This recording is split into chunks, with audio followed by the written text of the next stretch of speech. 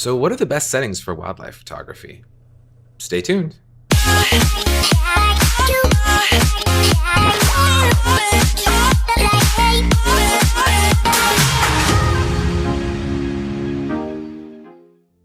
Hey everybody, welcome to the channel. My name is Scott Donchikowski, and today I want to share with you how I get the absolute best wildlife, sports, and action photos out of my camera.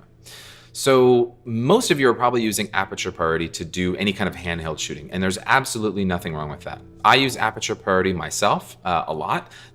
I think it works most of the time. However, when I need a specific shutter speed for my photos, I constantly have to figure out what ISO I need to pick to get the shutter speed where I want it. And that simply just is too slow for me.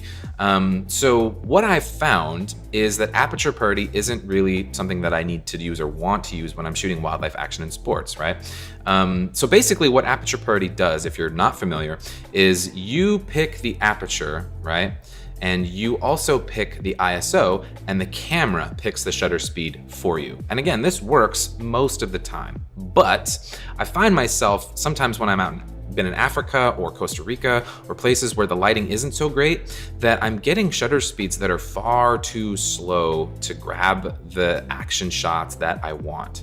And having to think about what ISO I need to be at to get the shutter speed where I need it, by the time I've figured that out, what I'm shooting is already gone or moved, or I've missed the shot.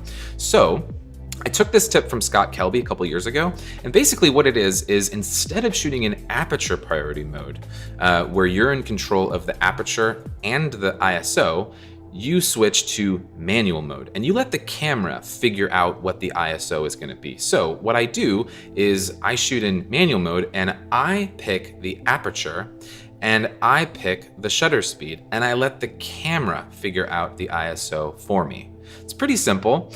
On most cameras, auto ISO is just below your lowest ISO setting, but you can also go into the menu and you can pick auto ISO from the menu as well. Some cameras will have a range, so an auto ISO range, and I just simply pick a range from 100 to 6400 ISO in my camera, and I found that I'm getting much more successful results. I have been getting much more successful results, right? Like this and this and this. So now when I'm out shooting, I don't need to think about the ISO to get the correct shutter speed that I want, because in almost every different genre of photography, there's going to be a throwaway, setting that you don't really care what it's going to be. Like in landscape photography, for example, I don't really care what the shutter speed is going to be most of the time. The ISO needs to be very low because I'm on a tripod, and the aperture needs to be sometimes pretty high to get the depth of field that I'm looking for. But the shutter speed pretty much is irrelevant. And for wildlife, sports, and action, the shutter speed and the aperture are the most important things to me, and the ISO is that throwaway. So I don't really care what the ISO is going to be. I'm just going to put the ISO in auto and give the camera a range, and then I'm going to pick the shutter speed and the aperture manually.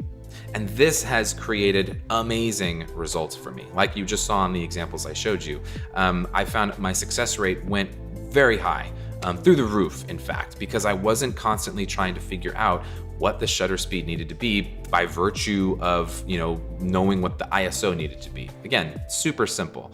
Go into your menu, change your ISO to auto, flip your camera out of aperture priority to manual mode, pick your shutter speed, pick your aperture, and then go and shoot and get some amazing photos. So that's it, guys. There's nothing more to it. I hope this was informative for you. Again, I found that this sort of skill in changing the settings has really improved my game.